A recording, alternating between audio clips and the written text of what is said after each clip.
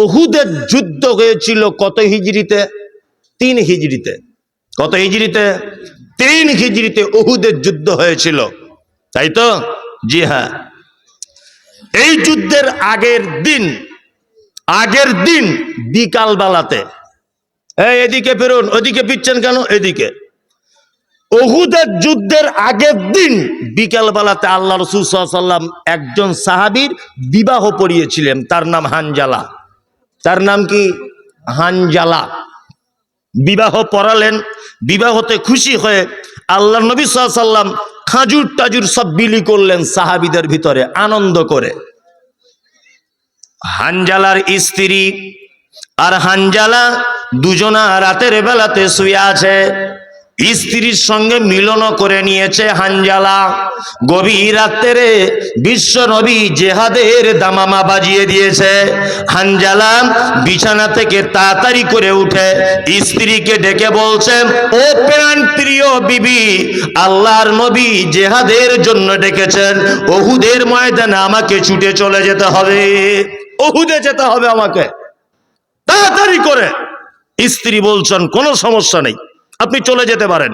হানজালা তখন যাওয়ার সময় বলছেন, এক কাজ করো, যদি আমি বেঁচে এসে চলে আসি তাহলে তুমি একজন মুজাহিদের স্ত্রী, আর যদি মারা যাই তুমি শহীদের স্ত্রী, তোমার সঙ্গে জান্নাতে দেখা হবে। আল্লাহু আকবার। উহুদের যুদ্ধ শেষ, হানজালা যুদ্ধতে চলে গেছেন। 70 জন মুসলিম সাহাবী শহীদ হয়েছিলেন উহুদের যুদ্ধতে, 70 জন। আলহামদুলিল্লাহ, হাজী সাহেব যারা এখানে আছেন, উহুদের ময়দানে গেলে হজ করতে যাওয়ার সময় দেখে এসেছেন 70 জন সাহাবীর কবর একটা জায়গাতেই আছে এবং প্রাচীর দিয়ে ঘেরা আছে। আমি নিজে দেখে এসেছি 1-1.5 মাস আগে। 70 জন। তার ভিতরে বিখ্যাত সাহাবী ছিলেন আল্লাহ রসুলের চাচা, নাম তার হামজা রাদিয়াল্লাহু তাআলা আনহু। ছিলেন মুসআব বিন উমায়ের, যুবক সাহাবী, মক্কার কুরাইশদের সব থেকে ধনী লোকের বেটা মুসআব বিন উমায়ের শহীদ হয়েছিলেন এই উহুদের প্রান্তরে। আর হানজালা, আল্লাহ নবী সাল্লাল্লাহু আলাইহি ওয়াসাল্লাম যুদ্ধ শেষ করলেন। শেষ হয়ে যাবার পরে লাশগুলোকে এক জায়গায় করছেন, লাশগুলোকে এক জায়গায় করছেন। এক জায়গায় করে দেখা যাচ্ছে 68টা লাশ খুঁজে পাওয়া যাচ্ছে সাহাবীদের, 2টো লাশ খুঁজে পাওয়া যাচ্ছে না। নবীর প্রতি মহব্বত থাকলে ফল কি দেখুন, 2টো লাশ খুঁজে পাওয়া যাচ্ছে না। তা আল্লাহ রাসূল সাল্লাল্লাহু আলাইহি ওয়াসাল্লাম সাহাবীদেরকে বললেন, যাও লাশগুলোকে আর একবার গিয়ে খোঁজো, দেখো। দেখতে গেছে সাহাবীরা, এই মুহূর্তে একজন পর্দানাসীন মহিলা যুদ্ধের ময়দানে এসে হাজির। আল্লাহর নবীকে বলছেন, আল্লাহর নবী, আপনি কি আমাকে চিনতে পেরেছেন? বলছে, না গো, চিনতে পারছি না, তুমি কে? তা বলছে, গতকাল বিকাল বেলাতে আপনি কারোর বিবাহ পড়িয়েছিলেন? তা বলছে, হ্যাঁ, আমি হানজালার বিবাহ পড়িয়েছি। তখন মহিলাটি তার হাতটা খুলে দিয়ে বলছেন, আল্লাহ রাসূল, এই যে দেখুন হাতে মেহেন্দি পড়া, এখনো মেহেন্দি শুকায়নি, আমি সেই হানজালার স্ত্রী। এই কথাটা যখনই বললেন মহিলাটি, তখন আল্লাহ রাসূল সাল্লাল্লাহু আলাইহি ওয়াসাল্লামের চোখ দিয়ে পানি পড়ছে অঝরে, খুব পানি বার হচ্ছে। আল্লাহ রাসূল সাল্লাল্লাহু আলাইহি ওয়াসাল্লাম কাঁদো কাঁদো কণ্ঠে মহিলাটিকে বললেন, 68 জন সাহাবীর দেহ খুঁজে পাওয়া গেছে, 2 জনার দেহ খুঁজে পাওয়া যাচ্ছে না।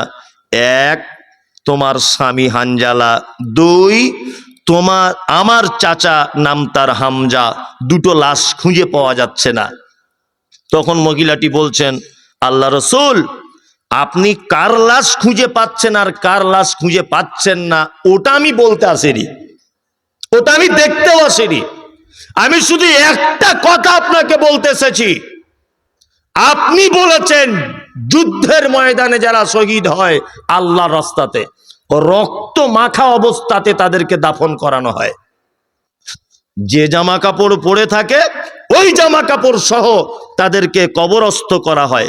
আল্লাহ রাসূল, আমার স্বামী হানজালা শহীদ যদি হয়ে থাকে এই যুদ্ধতে, অন্তত পক্ষে আমার সঙ্গে রাতের বেলা মেলামেশা করেছিল, গোসল করতে ভুলে গিয়েছিল, আপনার ভালোবাসাতে ছুটে চলে এসেছে, বিছানার চাদরকে ঠেলে দিয়ে উপেক্ষা করে চলে এসেছে। যদি আমার স্বামী শহীদ হয় দয়া করে আপনি তার গোসল করিয়ে দেবেন, কারণ ও নাপাক অবস্থাতে আছে। আল্লাহ রসুল মহিলা কথোপকথন কথা বলছেন। আল্লাহ রসুল দেখছেন দূর থেকে দুইজন সাহাবী একটা লাশ কাঁধে করে নিয়ে আসছে, কাফন পরানো অবস্থাতে, আর তার মাথার দিক দিয়ে পানি ঝরে ঝরে ঝরে ঝরে পড়ছে। এই সময়তে জিবরিল আমিন আল্লাহ রসুলকে এসে বলছেন, মুহাম্মদ সাল্লাল্লাহু আলাইহি ওয়াসাল্লাম, আপনি কার লাশ খুঁজছেন? হানজালার। ওই দেখুন দুইজন সাহাবী নিয়ে আসছে হানজালার লাশ। আপনাকে একটা কথা বলি, হানজালার শহীদে আল্লাহ এত খুশি হয়েছে যে হানজালার লাশকে ফেরেশতাদের মাধ্যমে তৃতীয় আসমানের উপরে তুলে নিয়ে ওখানে গোসল করিয়ে মিসক আম্বারের সেন্ট লাগিয়ে ওই দেখুন সাহাবীদের কাছে দিয়ে দেওয়া হয়েছে, আপনার কাছে আনছে। আল্লাহু আকবার।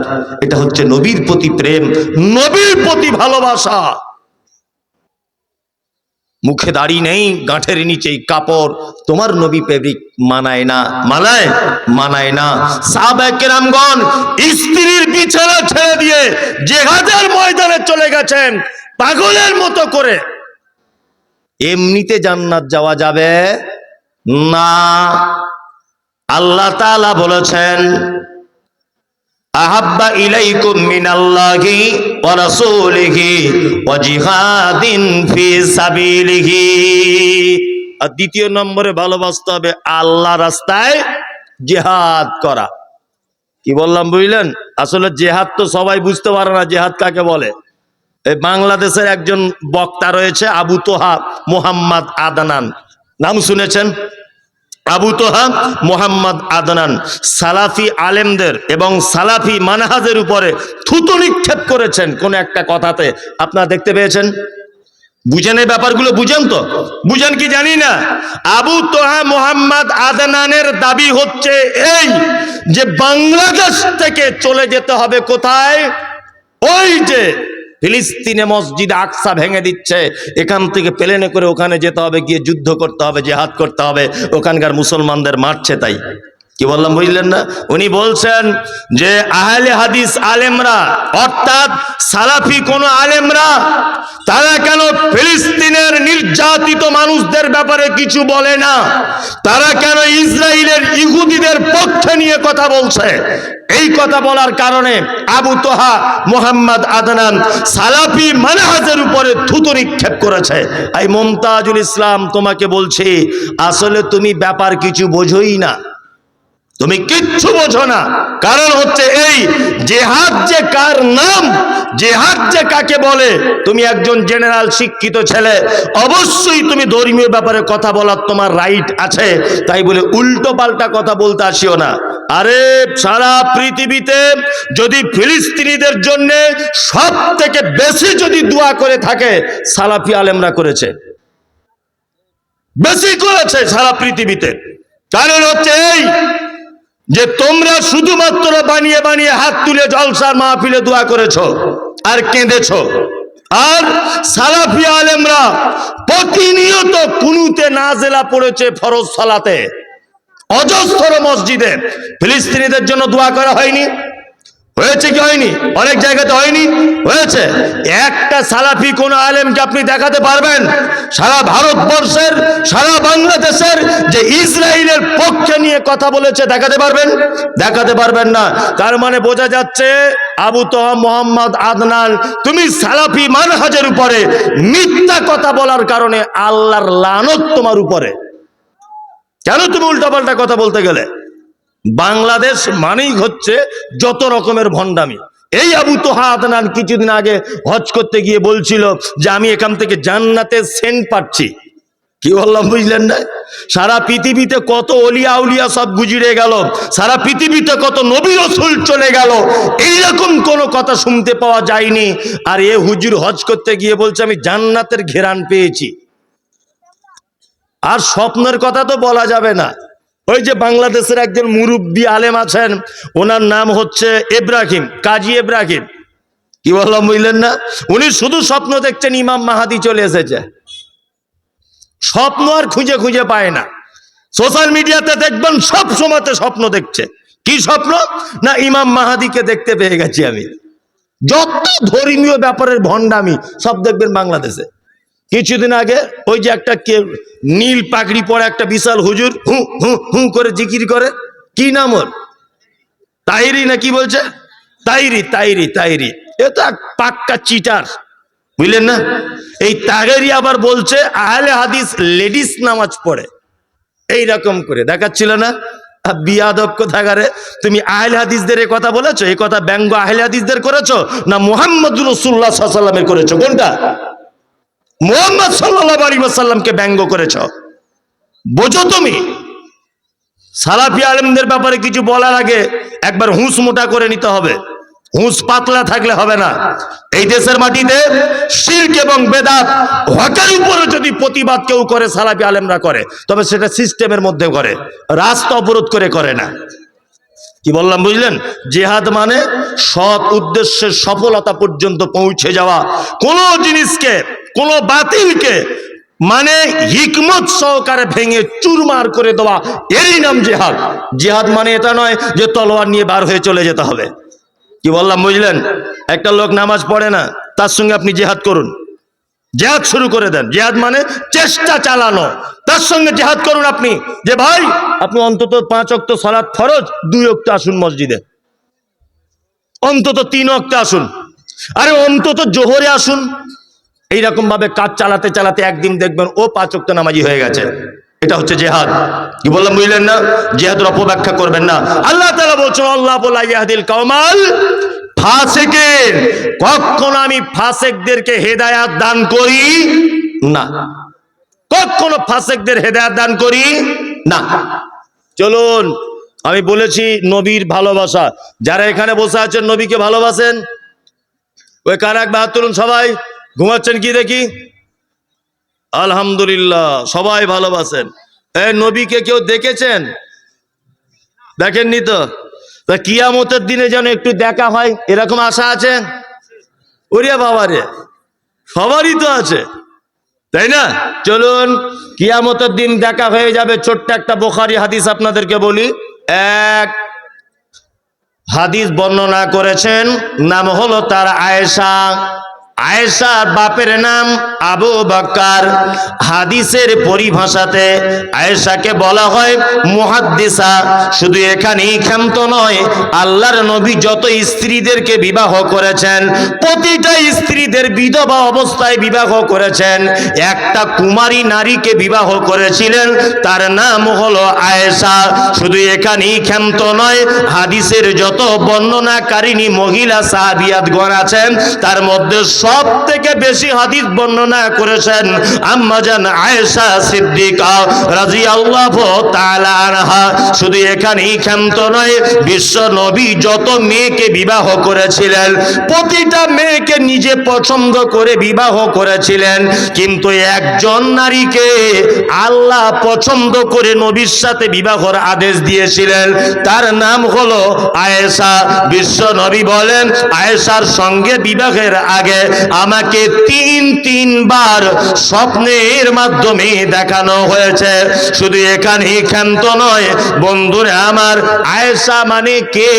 আল্লাহর নবী। তিনি বলেন যে আল্লাহর নবী বলছেন যে আমার বিছানাতে যখন অন্যান্য বিবিরা শুয়ে থাকে তখন কোরআন অবতীর্ণ হয় না, কিন্তু আবু বকরের বেটি আয়েশা এত ভাগ্যবতী নারী, এত আল্লাহ বলি নারী, আয়েশা আমার বিছানায় শুয়ে থাকলে আমার কাছে কোরআন অবতীর্ণ হয়।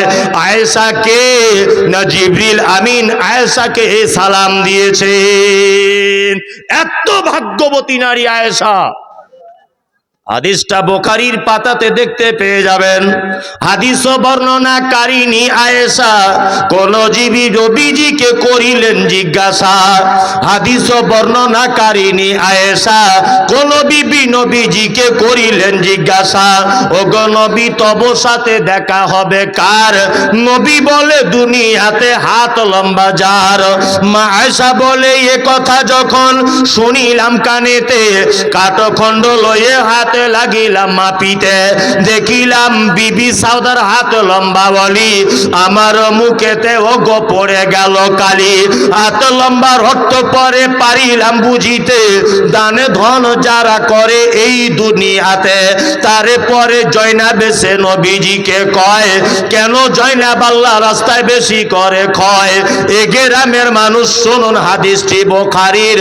জয়নাবে আনন্দ আর আয়েশার মুখ ভারী।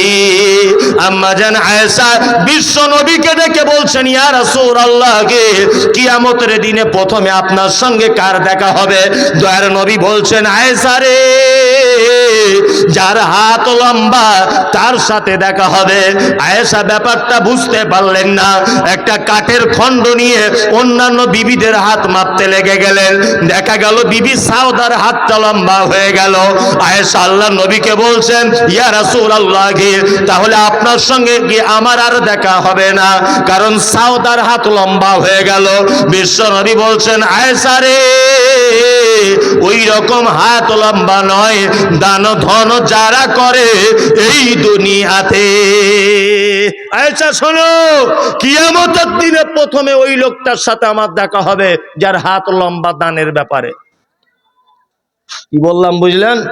দানের ব্যাপারে যার হাত লম্বা তার সাথে প্রথমে আমার দেখা হবে। আপনারা মনে মনে ভাবছেন যে মৌলভী সাহেব ভালোই চালাক, ঠিক ঘুরে ঘুরে জায়গায় এসেছে, তাই না? আসলে ওটা নয়, ভ্যাক না করলে ভিক মেলে না। যারা দেখবেন রাস্তাঘাটে মা গো দুটো দাও, বাপ গো দুটো দাও, কেউ দেয় না। এখন আপনি যেমন চালাক হয়েছেন না, ভিখারিরাও তেমন চালাক। পায়ে 10 টাকার ব্যান্ডেজ জড়িয়ে উপরে আখের গুড় লাগিয়ে দিয়েছে, নিয়ে মাছি উঠছে প্ল্যাটফর্মে, দেখছি পো পো পো পো করে। আজকে আমি 7 বছর এই ধুলিয়ান লাইনে আসছি, তা প্ল্যাটফর্মের পাশে দেখছি একজন লোক বসে থাকে, মোটামুটি 40-45 বছর বয়স। এই 5-7 বছর দেখছি ওর ওই কাটা ঘাস সারে না, বুঝলেন? তা মাদ্রাসায় পড়া ছেলেরা তো একটু বদমাইশ দুষ্টু টাইপেরই হয়। তা আর আমি বাপের এক ছেলে, মানে আমার মা আমার জ্বালা সহ্য করতে না পেরে মাদ্রাসায় দিয়েছিল, যেটা সত্যি সেটাই বলছি। মানে গ্রামের এমন কোনো অন্যায় ছিল না যে আমার পক্ষে সেটা সম্ভব হতো না, মানে এইরকম বদমাইশ আর কি। যাই হোক, তা আমি ওই লোকটাকে একদিন হাতটা টিপে ধরে বলছে, ভাই আজকে 7 বছর ধরে দেখছি তোর পায়ে ঘাস শুকায় না, চল তো তোকে একটু হসপিটাল চিকিৎসা করিয়ে নিয়ে আসি। তখন বলছে, মৌলভী সাহেব না, যাবো না। ওঠ, খুব ডারসে বলছে, ওঠ ওঠ। কেউ নাই অবশ্য, আমি একা একা অনেকক্ষণ ধরে দেখছি, লোকটা আজও আছে। আমি যে সত্যি কথা বল, তোর পায়ে কি হয়েছে? বলছে, এমনি চাইলে লোক দেয় না, ওই জন্য গুড় লাগিয়ে নিয়েছি। কি বললাম বুঝলে না? মাছি উঠছে, গুড় মানি মাছি থাকবে, থাকবে না? থাকবে। তার মানে মানুষও যত চালাক হয়েছে, ভিখারিরাও পদ্ধতি চেঞ্জ করেছে। দেখছি এমনিতে আর হবে না, তাই তো? এই গ্রামটার নাম কি? লস্কর গাঁও। চালাকি না করলে ভিক মিলবে না, এটা বাস্তব। লস্কর গাঁয়ের একটা ছেলে এই গ্রামে ভিক্ষা করে, প্রতিদিন 1.5 কেজি 2 কেজি চাল হয়। তা গ্রামের ছেলেটা মনে মনে ভাবছে যে নিজের গ্রামে ভিক্ষা করি, এত কম চাল, এত সহ্য করা বড় মুশকিল। ওই কিষানগঞ্জ থেকে একটা মেয়ে আসে এই গ্রামে লস্কর গাঁয়ে ভিক্ষা করতে, তার চাল হয় প্রায় সপ্তাহে 15 কিলো 20 কিলো। ছেলেটার এখন খুব হিংসা হচ্ছে যে আমি গাঁয়ের ছেলে, আমার হয় 4 কেজি, আর ও কিষানগঞ্জ থেকে আসে, ওর হয় 20 কেজি। ঘটনা কি? নিশ্চয়ই ভিক্ষা করার কোনো ক্যাপাসিটি আছে, মনে মনে ভাবছে ছেলেটা। মনে মনে ভাবছে ও যখন আসবে দেখবো কি করে চায়। মেয়েটা আস্তে আস্তে করে আপনাদের বাস স্ট্যান্ডে নেমেছে, টোটো গাড়ি করে লস্কর গাঁও গ্রামে এসেছে মাস্টার আব্দুর রহমানের বাড়িতে। দুপুর 12টা তখন বাজে। আব্দুর রহমানের দরজার সামনে দাঁড়িয়ে বলছে, আমি নবীর বেটি ফতেমা, বাড়ি আমার মদিনা, দিকে নাহি দিলে তোরা জান্নাত পাবি না। বলছে আমি নবীর বেটি ফতেমা এসেছি।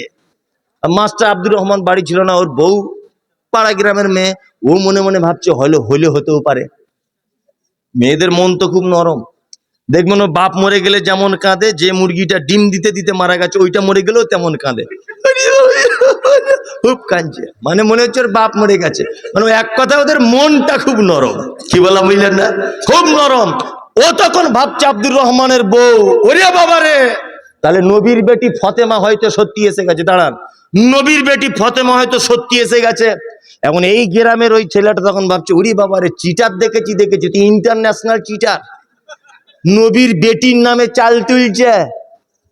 আর একটা বাড়ি গেল, গিয়ে বলছে আমি নবীর বেটি ফতেমা, বাড়ি আমার মদিনা, দিকে নাহি দিলে তোরা জান্নাত পাবি না।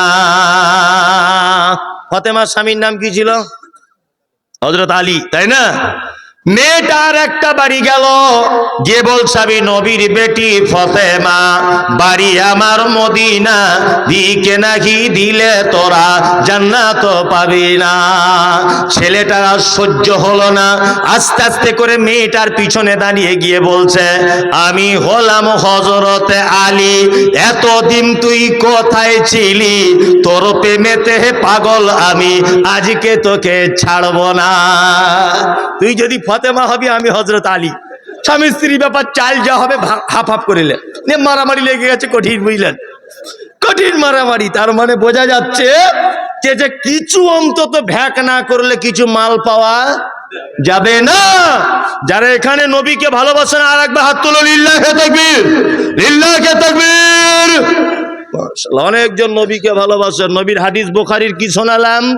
নবী বলেছেন যে দানের ব্যাপারে সবার আগে থাকবে আমি নবী, কিয়ামতের দিন তার সাথে প্রথম দেখা করব। এ কি চারটিখানি বড় কথা? নবী দেখা করবে, হ্যাঁ? সবার আগে আবার হজ করে এসেছে, ওর সাথে আগে দেখা হবে না। 15 বছর মাদ্রাসায় পড়েছে, ওর সাথে আগে দেখা করবে না। জি, কিন্তু হাদিস অনুযায়ী জানা যাচ্ছে যে দানের ব্যাপারে আগিয়ে থাকবে, আল্লাহর নবী বলছেন কিয়ামতের দিন তার সাথে প্রথমে দেখা হবে। এ কি চারটিখানি বড় ব্যাপার? একটা লোক এখানে বলেন তো দেখি, যে এই মাদ্রাসায় আমি টাকা দিব, নবীর সাথে দেখা করব, আমার 10,000 টাকা লিখিয়ে দেন, তবুও ভালো। একটা লোক কেউ আছেন?